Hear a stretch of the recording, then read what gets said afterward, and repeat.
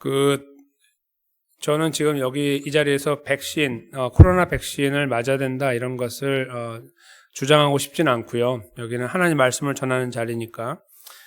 근데 이제 있었던 하나의 사건을 나눌 수는 있기 때문에 한 가지 사건을 나눠드리려고 하는데요. 지난 올해 들어서 이제 지난 1월 5일에, 그러니까 정확하게 미국 시간으로 이제 4일인데, 캘리포니아주의 그 오렌지 카운티 지방검찰청 소속의 켈리 언비라고 하는, 당시 나이가 46세였는데, 부검사장이 있었어요. 이분이 이제 여성인데, 자기 자리에서 주장했던 게 뭐냐면, 코로나19 백신을 의무화하는 것은 불법이다. 이제 이거를 계속 주장해 왔었습니다. 그래서, 아니, 우리에게 자유가 있지, 선택의 자유가 있지, 그걸 의무화하면 어떡하냐. 뭐 주사 바늘이 싫어서 그런 거라기보다는 여러 가지 이제 거기에 관련된 생각들이 있으셔서 그랬었던 것 같아요. 그래서 막 주장을 하셨는데, 코로나에 감염이 됐어요. 그러니까 본인은 이제 접종을 안 받으셨겠죠. 근데 이제 지난 12월에 그 감염이 되셔가지고 뭐 한 달 정도 이렇게 있다가 세상을 떠나게 됐죠. 지난 1월 4일에. 워싱턴 포스트에 이 기사가 올라왔는데 이제 뭐 다른 신문으로 이제 퍼져나갔죠. 여기 이 기사의 밑에 댓글이 많이 달렸어요. 이 기사 밑에. 달릴만 하겠죠. 네. 어떤 의미에서 거기 댓글이 사람들이 반응을 보일까요? 그 기사에. 이제 조금 뭐랄까 좀 얄팍하지만 감정을 담아서 표현하는 분들은 잘 됐다 이렇게 이제 쓴 분도 있어요. 그러니까 백신 안 맞더니 잘 됐다 이제 이런 식으로 표현한 분도 있고, 어떤 분은 그냥 뭐 깊은 애도를 표합니다. 뭐 이런 식으로 이제 쓰기도 했고요. 그 주변에 있는 분들, 가족분들, 이 운동에 동참한, 백신 반대 운동에 동참한 분들이 어떻게 느끼고 계시는지는 모르겠습니다만, 일단 이분의 죽음은, 지금 현재 코로나를 지나가고 있는 저희 미국에 있는 모든 분들에게는 두 가지 큰 이 반응을 이렇게 보일 수 있는 근거가 됐어요. 하나는, 안 맞으면 저렇게 된다. 아니면, 그래도 생명을 잃었는데 그렇게 말하면 안 된다. 우리가 그래도 이 운동을 계속해야 된다. 뭐 이런 식으로 나눠지게 되는 거죠. 근데 제가 이분을 놓고 말씀을 드리는 거 아니지만, 저희가 이제 백신이라는 것이 갖고 있는 기능이 있잖아요. 이제 코로나 백신은 코로나에 대해서, 코로나를 막는다고 생각하시는 분도 계시지만 사실 막는 건 아니라는 거 알고 계시죠? 백신이 막는 것이 아니라 이제 감염률을 떨어뜨리는 효과를 갖고 있는 거죠. 근데 이 코로나 백신뿐만 아니라 독감 백신도 그래요. 그러니까 제가 아는 어떤 분은 이번에 저기 코로나 이것 때문에 독감 백신 꼭 맞아야 된다 그래서 맞았는데 독감 걸리신 분이 계세요. 어떻게 된 거예요, 그러면? 그렇죠?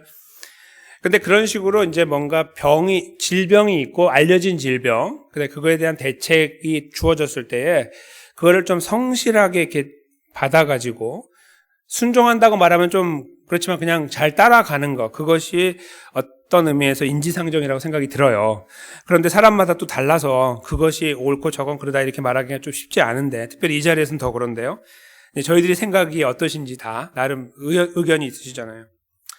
그런데 만약에 이런 식으로 이제 막 사람들에게 백신 맞으면 안 된다 막 이렇게 했다가 본인이 그렇게 되면 파급 효과가 굉장히 크겠죠. 뭐 잘못을 따져서 어떻게 맞지 말라고 했는데 이렇게 세상을 떠나면 우리는 어떡하란 말이냐 뭐 이런 식으로, 그렇죠?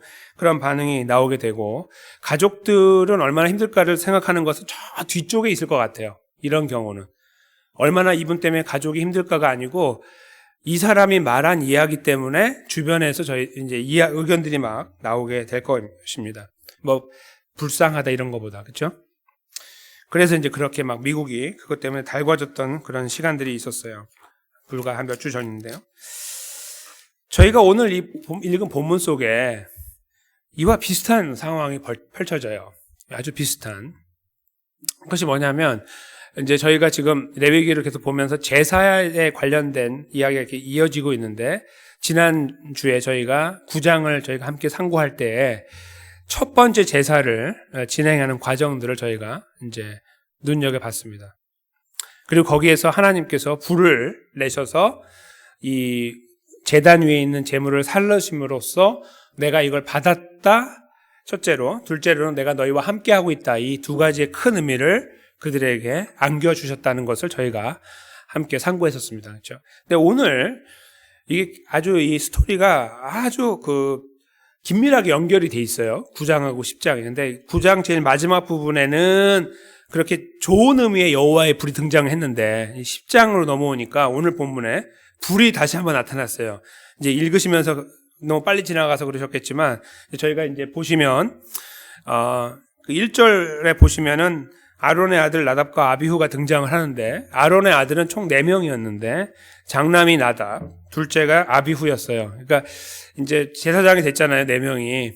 아버지는 대제사장이고 그러니까 이제 첫 번째 제사를 마친 다음에 이제 계속해서 불을 끄면 안 되니까 계속 그 일을 하기 위해 다음날 이제 그 일을 하기 위해 들어간 거예요. 근데 표현이 각기 향로를 가져다가 여호와의 명하시지 않은 다른 불을 담았다 이렇게 표현하고 있습니다.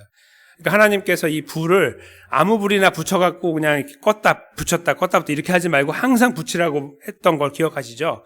그 불, 지금 제단에 타고 있는 불 담아가지고 그걸로 계속 이어가야 되는데 그렇게 하지 않았다는 거예요. 그렇게 명하시지 않은 다른 불을 담아 여호와 앞에 분향을 했습니다.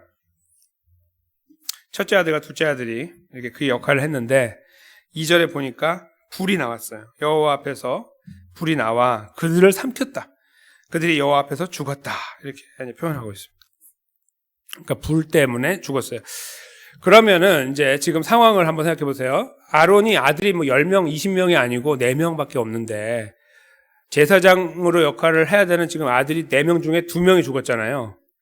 그러면 이제 그 다음 아들들이 여기 뒤에 나오지만 나답과 아비후 밑에 엘라살과 이다말이 붙어 있거든요. 셋째, 넷째가 있어요.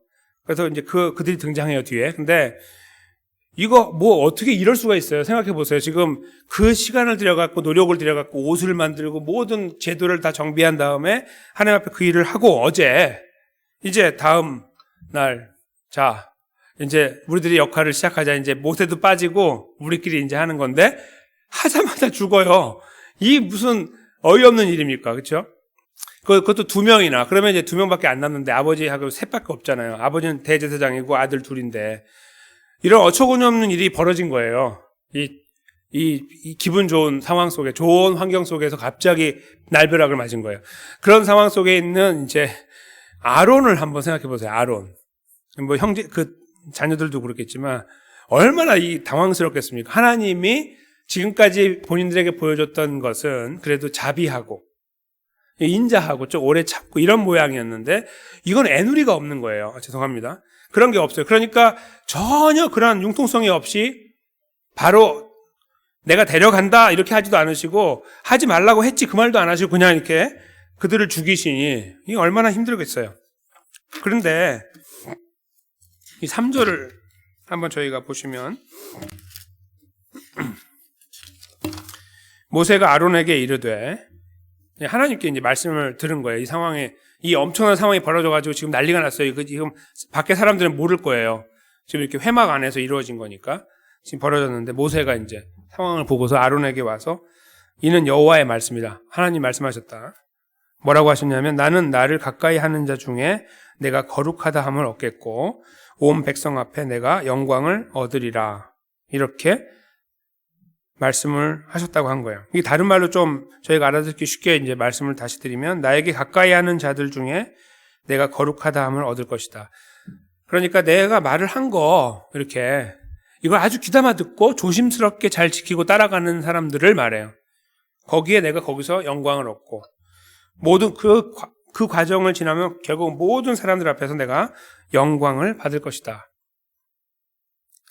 그러니까 하나님께서 가지고 계신 하나님의 구별된 부분들을 여기에서 이제 말씀하신 건데 무슨 말씀이냐면은 내가 그래도 지난번에 이 제도를 세울 때 분명하게 내가 다른 불 하지 말라고 했는데 어느 학자들은 그래요. 요 이어지는 내용 저희가 이제 요 뒷부분은 안 보고 넘어가겠지만 포도주 이야기가 나오거든요. 요 10절에 보면은 뒤에 그래서 얘네들이 아마 술을 마셨을 거다 이렇게 생각하는 분도 있어요. 이 전체 문맥으로 볼 때. 그래서 하나님께서 그거 하지 말라고 그것 때문에 정신 팔리니까 그렇게 하니까 다 죽으면 안 되니까 결국 다 죽으면 끝나는 거잖아요. 제사장에 아무도 없으면.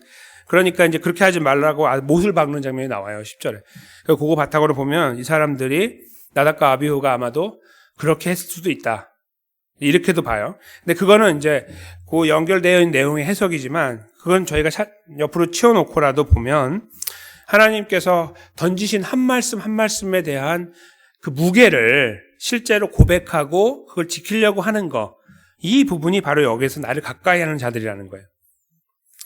그러니까 하나님은 이렇게 아론의 자손을 불러서 여기다 이렇게 세워놓고서 제사장을 했으니까 그냥 봐주지 뭐, 봐줘. 그럴 수도 있지. 이렇게 하지 않으시고 그거에 대해서 정확하게 짚고 넘어가시겠다는 거예요. 그렇게 잘 지키면 내가 가까이 하고 그렇게 안 하면 나는 그렇게 하지 않겠다라는 그런 말씀이에요. 근데 한쪽을 지금 말씀하신 거죠. 나와 가까이 있는 자들 중에 내가 거룩함을, 내가 거기서 구별됨을 얻을 것이고 그러므로 내가 영광을 받을 것이다. 이렇게 말씀하셨다는 거예요. 그러니까 지금 하나님께서 좀 반응이 의외의 반응이에요. 그렇죠? 아론아 힘들지? 뭐 이런 말씀을도 하시면서 이렇게 시작하면 좋은데 전혀 거기 감각이 아예 없으세요. 너무 냉정하신. 근데 그게 다가 아니에요. 이제 그 4절에 보시면 모세가 아론의 아잡이, 그러니까 아론의 삼촌이죠. 아론의 삼촌이 이름이 우시엘인데 우시엘의 아들이 둘이에요. 미사엘과 엘사반. 그러니까 정확하게 보면요, 자기 사촌이에요. 그렇죠? 삼촌의 아이들이니까 자기 사촌이잖아요. 사촌 2명을 불러갖고 그들에게 이르되 나와 너희 형제들을 성소 앞에서 짐 밖으로 메어가라. 그러니까 정확하게 말하면 조카죠. 그 미사엘 엘사반의 조카예요. 왜냐하면 아론의 아들이니까 사촌의 아래니까 조카죠. 그러니까 조카 둘을, 형제들이 아니고 조카 둘을 성소 앞에서 짐 밖으로 메어서 끌고 가라. 그렇게 이제 말씀한 거예요. 지금 장례를 치르는 느낌. 그런데 전혀 이렇게 애도의 분위기가 없어요. 그 다음에 5절에 보면 그들이 나와 모세의 명대로 옷을 입은 채로 그들을 짐 밖으로 메어 나갔어요. 사람들이 봤겠죠. 이제 막 웅성웅성하기 시작할 거예요. 밖에서. 그때 이제 6절이 이제 굉장히 길어요. 근데 이걸 한번 잘 저희가 뜯어봤는데요. 한번 보십시오. 모세가 아론과 그 아들 엘르아살과 이다말에게 이르되, 그러니까 그 엘르아살 셋째, 이다말이 넷째인데 두 아들이 남았잖아요. 그들에게 이르되 너희는 머리를 풀거나 옷을 찢지 말아라. 이게 무슨 행동이냐면 지금 장남 큰형하고 둘째 형이 죽었잖아요. 아들들이 보면. 그러다 아론은 자기가 가장 중요하게 여긴 첫째가 죽고 둘째가 죽었어요. 찍소리도 못하고, 그렇죠? 그런 걸 지금 보면서 막 이 안에 막 움츠려 있는 그런 상태인데 거기에다가 말하는 거예요. 머리를 풀거나 옷을 찢지 말아서. 그 다음에 뭐라고 되어 있습니까? 너희 죽음을 면해라. 그러니까 풀면은 죽는다 그 말이에요. 즉, 하나님 이건 아니죠. 갑자기 이렇게 데려가시면 어떡합니까? 나 슬퍼갖고 몰라요 하고 이렇게 하면 그냥 죽는 거예요. 뭐 하나님이 그래 힘들지 이렇게 하는 게 아니고 그냥 죽는 거예요. 그래서 감정이 하나도 안 들어가 있어요. 굉장히 무서워요. 그러니까 너네 지금 옷 찢지 마. 너네 괜히 여기서 머리 풀고 이러지 마. 그럼 죽어 그냥. 이렇게 말씀하시는 거예요. 다른 말로 바꾸면. 그 다음에 온 여호와의 진노가 온 회중에게 미침을 명케하라. 그러니까 너희만 죽는 게 아니라 저기 밖에서 지금 깜짝 놀라가지고 이거 무슨 일이에요? 이렇게 하고 있는 사람들까지도 다 하나님의 진노 아래 서게 될 거니까 머리 풀지 말고 옷 찢지 마. 이렇게 말씀하신 거예요. 굉장히 무섭죠. 그리고 냉정해요. 하나도 뭐 이렇게 하나님다운 모양이 없어요. 오직 너희 형제 이스라엘 온 족속이 여호와의 치신 불로 인하여 슬퍼할 것이다. 이 내용이 뭐냐면요. 이제 하나님 하시려고 하는 말씀이 이거예요. 너희가 진짜 지금 슬퍼해야 되는 건 뭐냐면 얘네가 죽은 게 문제가 아니라는 거예요. 지금 내가 화가 났다는 거예요. 하나님. 이걸 너희가 슬퍼해야 된다는 거예요. 이 말이 그 말이에요. 그러니까 이스라엘 온 족속이 여호와의 치신 불로 인하여 슬퍼한다. 그 말은 죽은 것 때문에 슬퍼하는 게 아니고 하나님이 하지 말라고 한 거를 어긴 거에 대한 거. 그래서 하나님 나 지금 화났어. 그거에 대해서 사람들은 사실 감정이 없거든요. 그거에 대해서 잘 모르고 관심도 별로 없고 그냥 얻어 터져서 여기서 죽은 거에 대한 것만 감정이 있어요. 그렇죠? 당연히 그럴 거 아니에요. 그러니까 하나님이 다 알고 계시니까 야 아론아 너하고 그 아들 둘 너네 머리 풀지 말고 옷 찢지 마. 난 너네까지 다 죽일 거야. 이런 말씀이에요. 그렇죠? 너희가 지금 슬퍼해야 되는 건 뭐냐면 그 죽어나간 게 중요한 게 아니라 나 지금 화났어 이거예요. 그 말씀이 이스라엘 온 족속이 여호와의 치신 불로 인하여 슬퍼할 것이다. 그 표현입니다. 그러니까 하나님께서 지금 여기에서 굉장히 저희가 그동안에 잘 접하지 못했던 굉장히 냉혈, 피가 차가운 어떤 그런 존재로서의 모습이 확 드러나고 있습니다. 그러니까 다른 말로 이거를 요약한다면 너희가 지금 슬퍼해야 되는 거는 나 지금 아주 화났거든? 너네 그거 슬퍼할 줄 알아? 나 화났으니까 너네 그것 때문에 슬퍼해봐. 이런 말이에요. 나 화났어. 그런 말씀입니다. 그런 다음에 여호와의 관유가 너희에게 있다는 말은 너희들은 여기 세 명이죠. 아론과 제가 자꾸 이렇게 엘르아살과 이다말 지금 아까 일주일 전에 정확하게 이제 7일, 한 8일 전쯤 되겠죠. 그때 이제 기름 부음 받는 위임식이 있었잖아요. 그때 이제 기름 부음 받았잖아요. 그래서 이 말은 뭐냐면 여호와의 관유가 너희에게 있다는 말, 너희는 기름 부음 받았다 그런 말이에요. 그렇기 때문에 너희는 회막문에 나가지 말고 저 밖으로 나가지 말고 거기 나가면 나가지 말아서 죽음을 면하라. 나가면 죽는다. 그런 말씀으로 모세가 마지막 명령을 내려요. 그리고 사람들은 이 아론과 남겨진 두 아들은 그 명령대로 나가지 않았어요. 지금 상황은 비상사태인데 이 상황 속에서 막 어리둥절하고 이럴 수 있는데 모세가 굉장히 냉정하게 자기 형에게 말을 하기를 형 슬퍼하지 마세요. 이런 말도 하지 않고 형 하나님이 말씀하셨어요. 옷 찢지 말고 머리 풀지 말라고. 그러면 형도 죽어. 이렇게 말하고 있는 이 공포스러운 분위기. 근데 하나님의 의도는 왜 그렇게 말씀하셨냐면 나 아주 많이 화났어.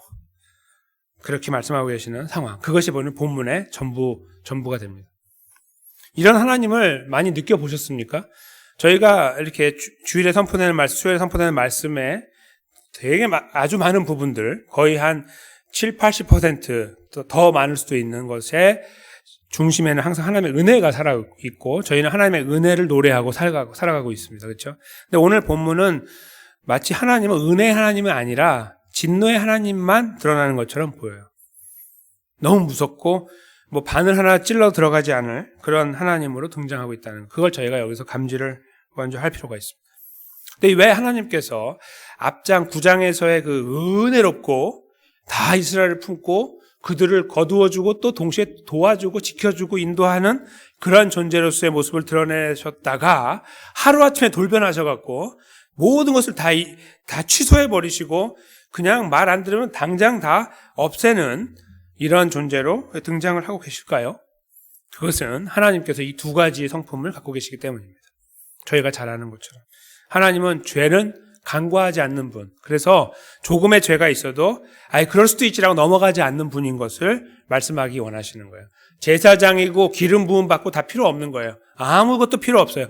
내가 분명히 말했어. 불 조심하라고. 분명히 내가 이거 지키라고 말했어. 내 말을 무시하고 그러니까 나를 가까이 하지 않는 그들을 향한 나의 반응은 이거야.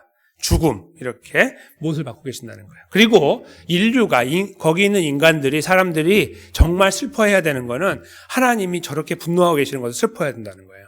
사람 죽어나간 거는 아무것도 아니고 아이고 우리가 어찌하여 하나님의 말씀을 지키지 않았습니까를 슬퍼해야 된다는 거예요. 하나님의 말씀. 이건 심판의 하나님으로 등장을 하고 계시는 거예요.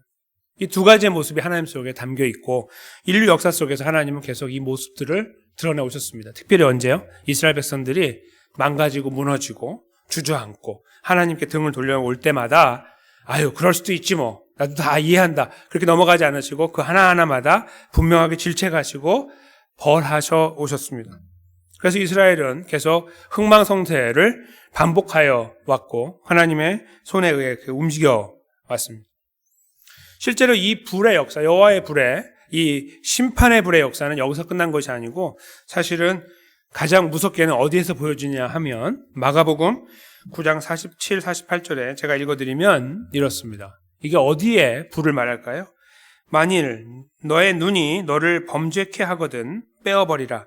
한 눈으로 하나님의 나라에 들어가는 것이 두 눈을 가지고 지옥에 던지우는 것보다 나으니라. 이제 48절. 거기는 구더기도 죽지 않고 불도 꺼지지 아니하느니라. 아멘. 이 말씀이죠.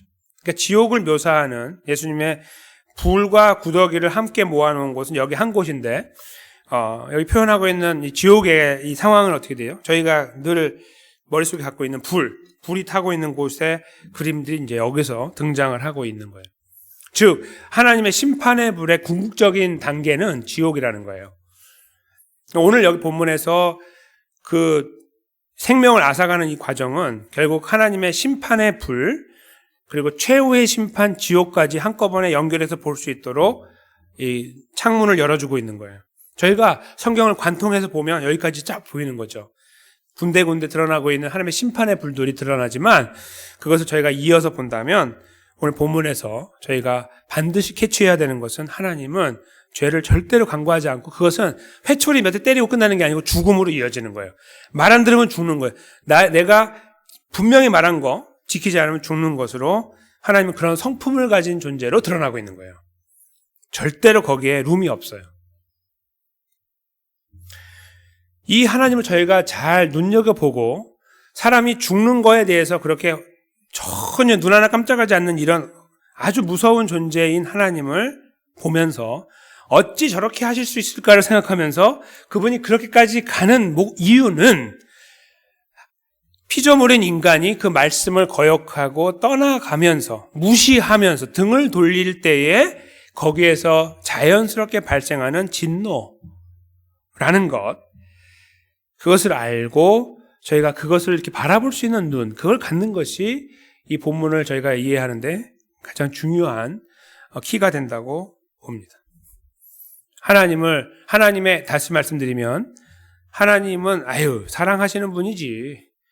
근데 약한 거 다 알고 우리 항상 이렇게 품어주는 분이지를 이야기하는 것을 이쪽 한쪽에 놓고 있지만 이쪽 다른 한쪽에는 하나님은 조금의 룸도 없어서 범죄면은 무조건 죽음으로 이어지는 것을 당연시 여기시고 거기에서 하나님 그래도 이건 아니잖아요 라고 할 때에는 그 사람까지 한꺼번에 쳐서 다 지옥에 쳐 넣으시는 분이다 이거예요. 그게 하나님의 이 죄에 대해서 절대로 참지 못하는 성품을 드러내고 계십니다. 이 두 가지가 하나님 안에 함께 있는 거예요. 그게 성경 전체에 흐르는 하나님의 존재, 하나님의 그 성품이 되는 것입니다. 그래서 저희가 이 본문을 이렇게 묵상하면서 하나님 정말 너무 무섭다라고 느끼는 거, 그 느낌을 가지고 저희가 하나님께서 우리들에게 행하신 것을 잠시 생각하는 시간을 가짐으로 말씀을 마치려고 합니다. 그것이 무엇일까요? 하나님 앞에 다른 말로 바꾸면 그 누구도 설 수가 없습니다. 그러니까 이렇게 우리가 조금 100개 중에 한 98개 정도 착한 일을 하고 한 2개 정도 까딱해가지고 실수했어요. 그래가지고 넘어가는 게 불가능하다는 거죠. 하나님 앞에서. 그럼 우리는 다 이미 죽었어야 되는 존재가 죽었다고 보는 것이 맞는 존재라는 것을 이 말씀을 읽으면서 우리가 캐치하게 돼요. 그 하나님을 경험하셔야 됩니다. 이 무서운 하나님. 그런데 여기서 저희가 또 동시에 기억해야 되는 건 뭐냐면 그럼 우리가 어떻게 좀 같이 모여가지고 기도하면서 이렇게 막 열심히 서로 도와가면서 해서 98개에서 99개를 올릴까요? 이런 거 할 필요가 없죠. 못하니까. 그렇죠? 그런 말씀이 아니고 그 생각을 하다 보면 하나님이 하신 일들을 다시 한번 묵상하게 돼요. 바로 그것이 예수님의 십자가입니다. 왜 예수님이 오셨는지가 다시 드러나는 거예요. 이게 절대로 해답이 없는데 예수님이 없었으면 끝났구나 우리가. 그걸 알게 되는 거예요. 오늘 본문에요. 하나님께서 이 진노 속에서 하셨던 일을 잘 보세요. 2명의 생명은 앗아가셨지만 나머지 아론과 2 아들에 대한 것을 유예하기 위해서 하나님이 취하신 행동이 뭐냐면 슬퍼하지 마. 머리 풀지 마. 이렇게 말씀했잖아요. 그렇죠? 옷 찢지 마. 그거. 이 슬퍼하지 말라고 하셨던 이것이 그들이 살 수 있는 유일한 길이었어요. 진노 중에라도 긍휼을 잃지 않는 하나님이 등장하는 거예요. 이 엄청난 진노 속에 하나님 어떻게 이럴 수가 있죠? 라고 하고 있는 이 상황 속에서 너희들 슬퍼하지 말고 가만히 있어.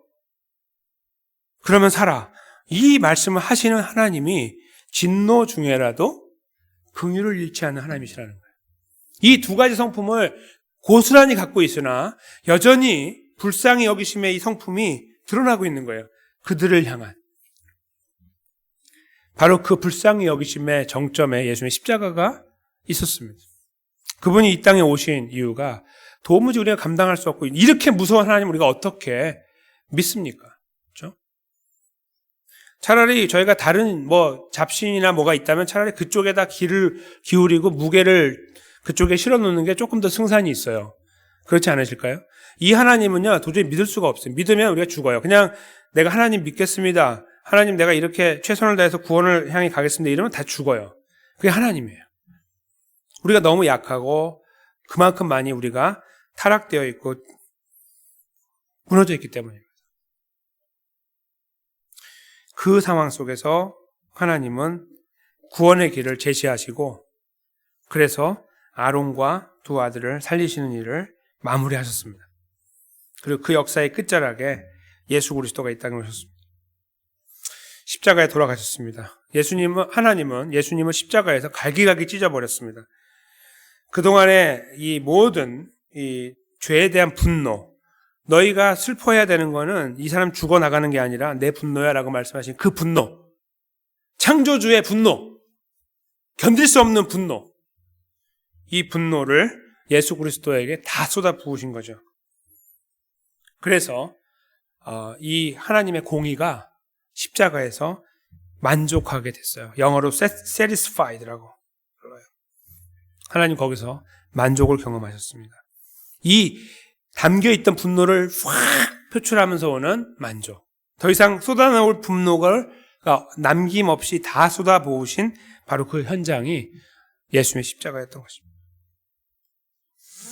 이런 역사를 바탕으로 기록하고 있는 로마서 5장 8절에서 10절을 저희가 앞에 적어드렸는데 저희가 한 목소리를 읽으면서 하나님께서 어찌하여 예수님을 통하여 이 분노의 이 잔을 사르셨는지 쏟으셨는지를 보게 됩니다. 한번 저희가 한 목소리로 쭉 8절부터 읽도록 하겠습니다.